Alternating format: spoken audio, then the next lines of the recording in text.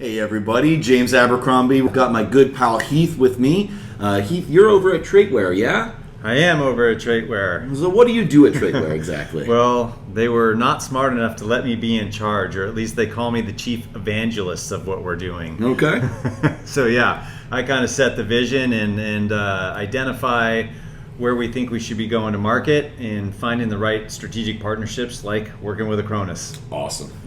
Well, first off, thank you for being a partner of Acronis. Amazing partnership so far. Yes. Why don't you tell the people what it is that TraitWare does?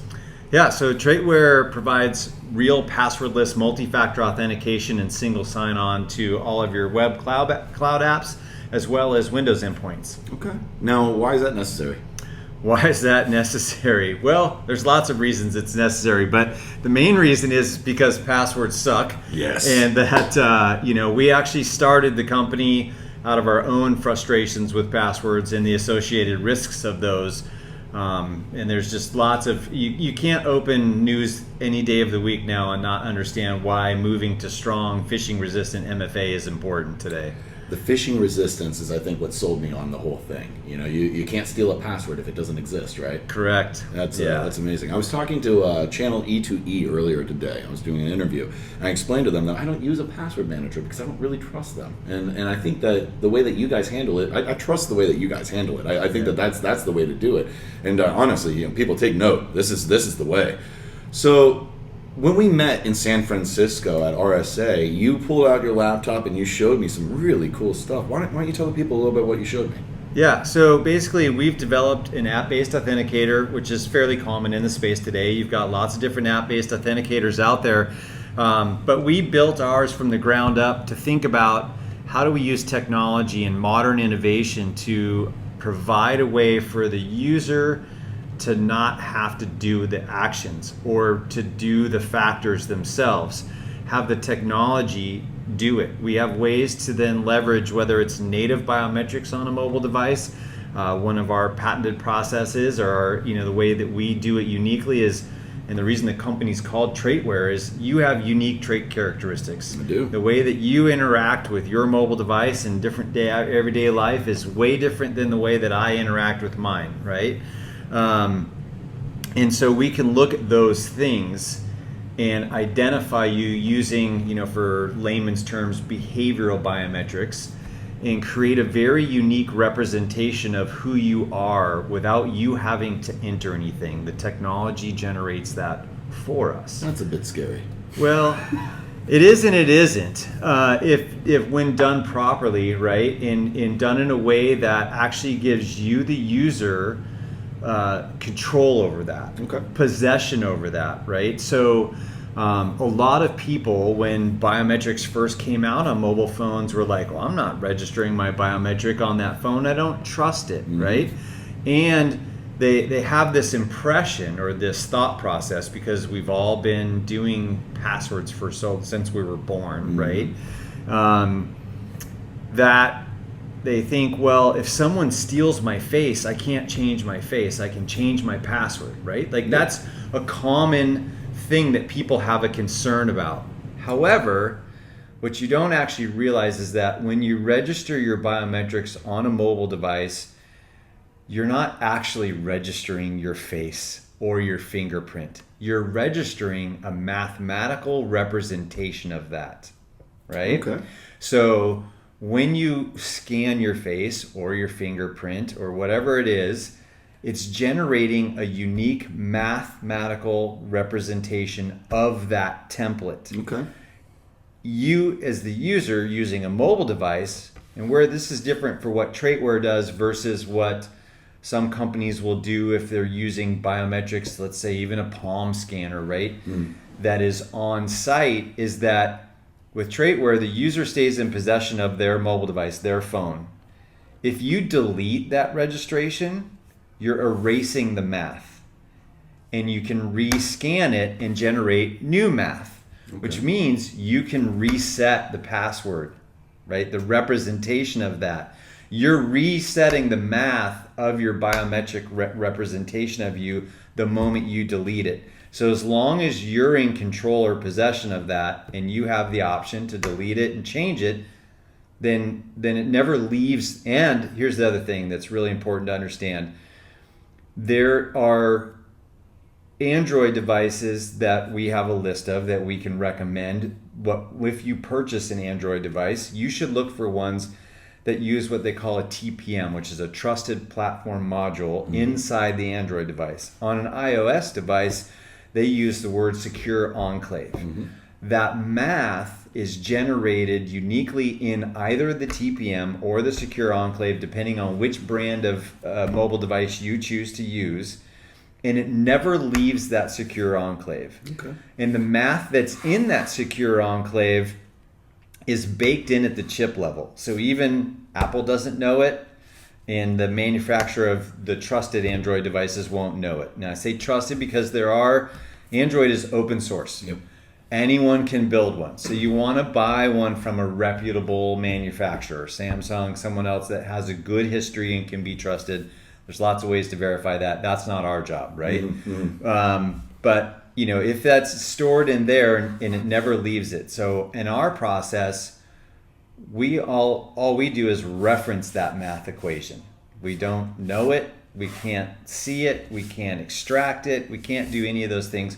We just get to leverage the math that's there and then make a unique representation of you out of it. Very cool.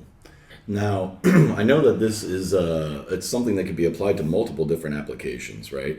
I think when we first met, you had shown me that it was actually replacing your Windows logon.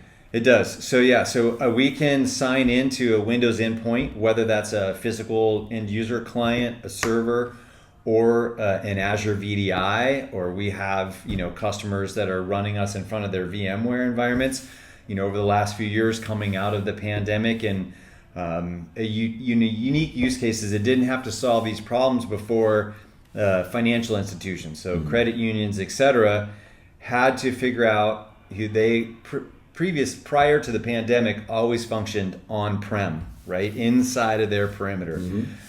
Everyone had to go remote. Identity became the perimeter. How do we have these people access their secure workstations for the bank, etc., outside of the perimeter? So moving to something like passwordless MFA became very important for those environments. So we function, the VMware environments can integrate using auth standards like SAML, OpenID Connect, those things. Physical devices like my Windows laptop or your Windows laptop or whatever you're using, it is an agent installed to do that part. It also uniquely works on Linux environments for SSH or SFTP as well. All right. So what do you think the biggest value of having passwordless is? Is the anti-phishing, or what do you think? Oh, there's lots of value in it. I think that the reason we're excited about working with Acronis is we both have this vision of how do we reduce frustration and simplify processes for not only the MSP but for the people, right? How do we bring value to the MSP that are serving their clients and their people? And in that process, how do we reduce the chances a person can make a mistake, right? We're busy in our lives, we're jamming, we're doing all these things. So in recent news, unfortunately, a person made a mistake doing their job, right? And they logged in and their password to a certain system was saved in a browser that then synced across all their personal devices.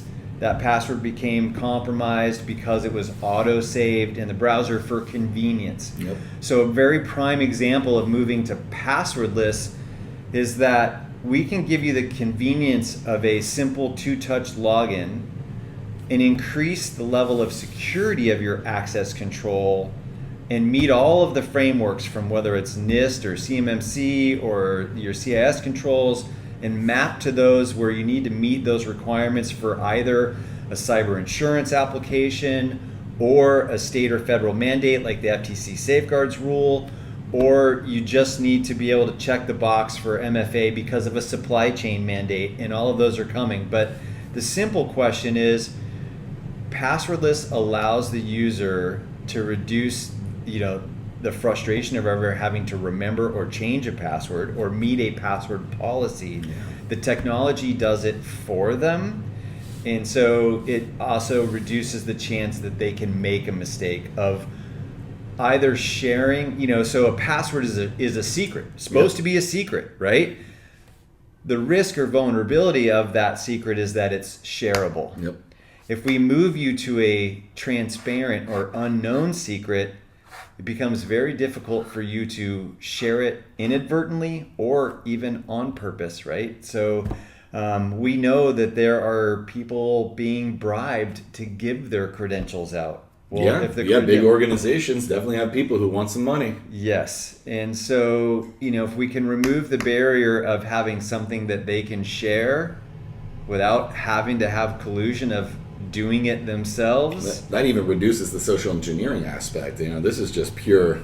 Yes, it absolutely. Then there's other things that we, trade secrets we can do to continue to reduce the chance of, even if someone was socially engineered and somehow a support engineer and an MSP sent a recovery process to a bad actor, with our technology, and because we're using, a tokenized authentication process, we can still prevent a redistributed token from being used in the wrong location. So we're reducing the human error aspect of it. Absolutely. That's fantastic. And we're reducing the friction especially in the MSP space. Mm-hmm. So a way to think about this is right now, when an MSP deploys legacy-based MFA, it's the admin has to create an identity and then a password.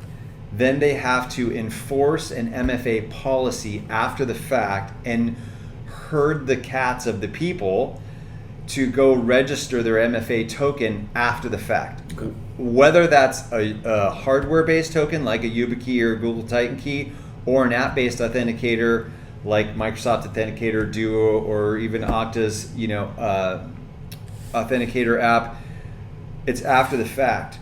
With moving to passwordless MFA, it's admin-centric, meaning if I deployed you an account, you'd be registered to your access control token. You would just instantly notice that now you can log in with 2 touches, no typing, no remembering a password, and the MFA is native at account creation, right? So let's say someone signs up for an Acronis Cyber Protect deploy, they get deployed to this, they never have a username, never have a password, they have MFA at account creation, enforced and deployed by the admin, not user required to go pair later. Mm-hmm. So there's no gap in coverage. Okay, that's awesome. Can you show us more? I can show you more. Built for the MSP, expanding on being built for the MSP, and a big reason we're excited about the integrations with Cyber Protect Cloud is that MSPs not only have tool sprawl, but they have dashboard sprawl, right? You've had this vision since we talked about it of being able to reduce the touch points that an MSP has to do and be able to make educated decisions. So we were built from the MSP from the ground up to have multi-tenancy and all of those things. But being able to expand through automation and API-driven integrations like what we're doing with Acronis will give the MSP the ability to have a single dashboard or primary dashboards where they can make their high-level decisions from. So one of the things we're going to talk about when we get into how does this work or what does it mean is that you can have alerts. And right now, the first ones we did with Acronis is driving alerts around key things that you would want to know about if they were taking place, right? And then what's coming in the future, there's some exciting things coming in the future that will then also potentially enable user management, device recovery, those kinds of things from your single dashboard, which will reduce friction and frustration for those MSPs and further reduce the chance that a support ticket engineer could make a mistake because they're not jumping back and forth in the heat of the moment from dashboard to dashboard, right? Trying to make sure that they're in the right location, that they're in the right tenant, they're working on the right system. Yeah. Oh, that's awesome. So that's some of the reasons we're built for the MSP and excited about doing it together with Acronis. Cybersecurity is in the news every day. We opened this conversation of why is moving to passwordless or phishing-resistant MFA so important, because we have to do better, and we can do better through innovation, and we can do better together. Mm-hmm. But let's not talk about the bad news. there is good news, right? And I just mentioned alerts.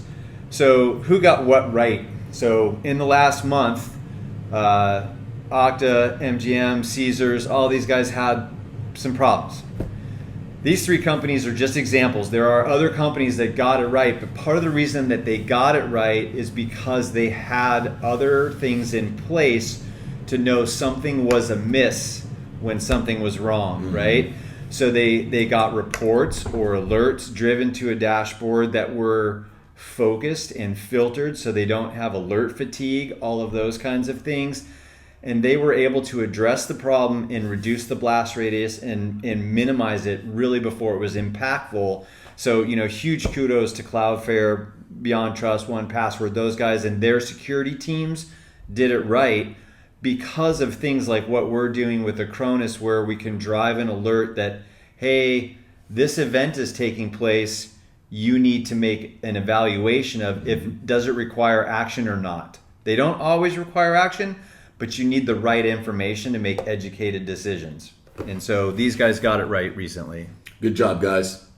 Yeah. So Acronis, Cyber Protect Cloud with TraitWare, we're empowering MSPs through automation to get secure and to know when to take action, right? Like that's what we're talking about today and why we're here. So moving on, how does it work? And this is really where you can jump in and from the Cyber Protect Cloud side, like how does this work from the Acronis side? Yeah, so we did just release the Cyber App Standard, which makes it a little bit easier for folks like yourself to natively integrate into Acronis. The fact is that you can extend functions such as your alerts, your notifications. You can add functionality where maybe we trigger an action on your side.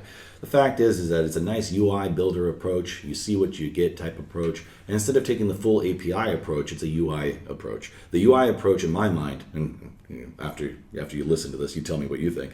It's a much more secure approach. APIs are open, anybody can call them. We have filtered out to our selected vendors as to who can actually make these calls. We will actually ignore the rest of them. And we also limit how much of that data can be shared, right? So we only need to share the information that's necessary for the MSP to be able to do their job a little bit better. So as Heath mentioned, right, there's a lot of notifications that come with access management. Yep. You need to know if somebody else is trying to access your things. You need to know if something's about to be out of sync, right? Yep. So what is it that you guys developed? So what we developed is we can actually go and be in action or at least jump over to the notifications page here. So the first two integrations we did that are, we got feedback from the MSPs that we're working with today and said, okay, what are the key things to know? And I'll get to the other slides and talk about what's coming soon. And I know this question's coming up because you guys did just release this platform. And as soon as we got the go ahead, I think our build time was roughly, we really didn't have to build anything. We just had to configure. It was more about configuration and then ensuring the right, it is UI driven. And we're doing it from your platform and then putting the right things in place to communicate properly in a secure way. But the first two things we built was, let's say a user, right now, recovery of an account, if they get locked out or, they mistype their password and all those things. Well, we don't have a password in TraitWare. I would say a very high percentage, probably over 90% of ours, don't use any knowledge-based factor at all. However, there are environments where you may want to have a knowledge-based factor. So we do have a knowledge-based factor available. The trick with knowledge-based factors is that you can forget them or fat finger them, those kinds of things. Now with that, we don't use letters or numbers. We use images, and you can do them in a pattern or just images. It's actually a proprietary thing we call photo auth. But and you can layer this on top of the biometrics. So It's not one or the other, but there are environments, certain especially critical asset environments, everything else, where they want biometrics and a knowledge factor just for various reasons, right? There could be even legal reasons. Some of you may or may not want to know that, law enforcement might be able to force you to use biometrics. They can't force you to use a knowledge factor, right? So that's just an example of why you would want these layers. Well, anytime that you implement, even if it's a photo-based PIN, a user may make a mistake and lock themselves out. So rather than waiting for the user to request a recovery, you're going to get an alert that says, hey, this user just locked themselves out of their authenticator. The other reason this is valuable is, in this recent breaches that we just talked about, is it was basically saying, hey, I need to recover my account. You're going to be able to deduce, well, why did you get locked out of your account? And then check to see, well, did they actually lock themselves out of their account for what they're saying or not?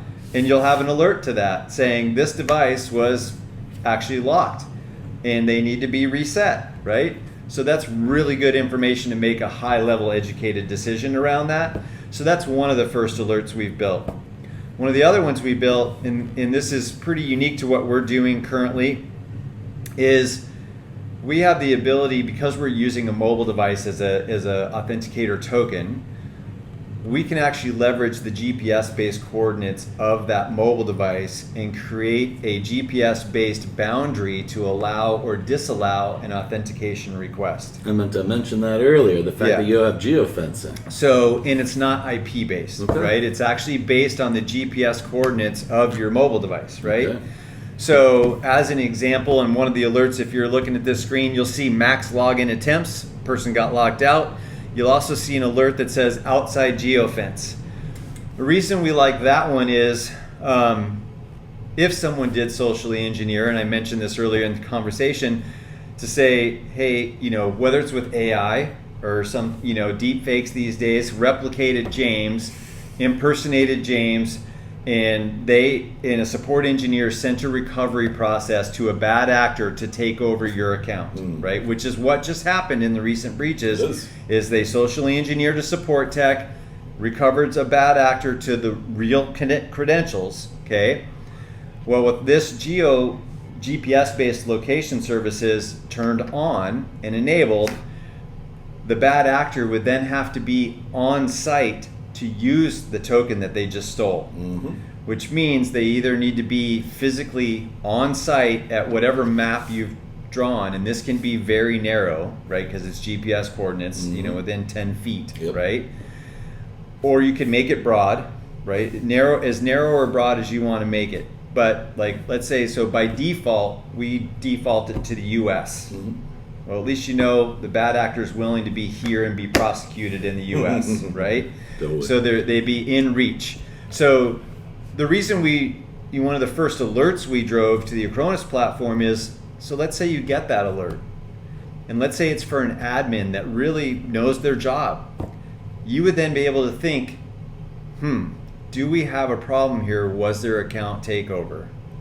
Because there was an attempt to access this application or this endpoint outside their boundary, or did they just accidentally try to authenticate, right? Which takes multiple steps in our process. And you'd be able to go, should we contact that user and make sure that their account wasn't taken over and they just made a mistake, and remind them, hey, you got to be on site, right? That has a high probability of potentially reducing the attack that just had success. That's awesome that you can actually, narrow it down that much. I'd find somewhere just ridiculous that I would outline. And it's like, this is where I need to go and authenticate. Well, as an example, if we logged into our console right now, I could show you the maps that we drew for here, and to trigger these alerts today to do this live presentation. I went to sign in outside the boundary, it triggered an alert. Then I went in and can change the access control. Let's say you have someone that's traveling and forgot to set a travel plan like we do with our credit card. After the right identity proofing, an admin could go and change their location, and I could lock it down to the location that we're at today. Or I could say, hey, I need to be within 1 mile of this. It is narrow or as wide as you want it. And so I can tell you right now that we're using it internally to enforce, especially anyone that has access to our code base at our company. They got to be on site. Well, Heath, this is really, really, really cool tech. Not only cool tech for just being TraitWare, but to be able to integrate it into Acronis. What do you think's coming next? So what's coming next is, one of the other things that we've done is allow you to create unique signing keys per application. So, right, zero trust through segmentation, right? So managing those signing keys and having to go from dashboard to dashboard can be frustrating. So, and then not knowing when they're going to expire. Yeah. Right. And so then we run into this like, well, I'll just set it for this many years because I don't want to change them all the time. Well, if we're using signing keys in prior examples and actually in headline news recently, so the SEC is suing or filed a suit against SolarWinds and their CISO, right, for not doing best practices. Well, because they had a single certificate that was compromised that allowed the bad actor to then have access sprawl, right? So within TraitWare, you can create unique signing keys per application. So in worst case scenario, one of those gets compromised, you have limited blast radius to just that application. But also, you then need to know when's that certificate going to expire. So one of the next things we'll be pushing up to the Acronis platform, maybe within the next few weeks, is alerts and notifications around impending certificate expirations. Awesome. So that's one of the ones that's coming. So one of the next things that's coming is just being able to see a list of users, all of those things. Those are prerequisites for being able to do user management. The next things coming out of that is, let's say, okay, someone does need a recovery of a device, being able to do that right from the Acronis dashboard. All of those things we think is coming. Future things, and we talked about this earlier, is with your new RMM capabilities, all of those things, and MSP would then be able to also script and deploy our MSI to all their Windows endpoints, right? In marrying that together and using that to manage the distribution and updates and all of those things. So that's just a very short list of what's coming. There's, I think, a lot more, and we've got a bigger vision for how this can really tie together well. But, when an MSP is looking at one of those market forces that we mentioned earlier, from whether it's helping an SMB fill out a cyber insurance application, to meeting a mandate like the FTC safeguards rule, to meeting a supply chain mandate, which if you're not paying attention, those are coming quickly. We just finished, not only are we doing integrations with you, but we just finished a very interesting MFA pilot program for a very large vendor in the space that basically wants to be able to mandate MFA for their entire supply chain, which for this particular company is 10 million seats across their supply chain. So what's coming soon?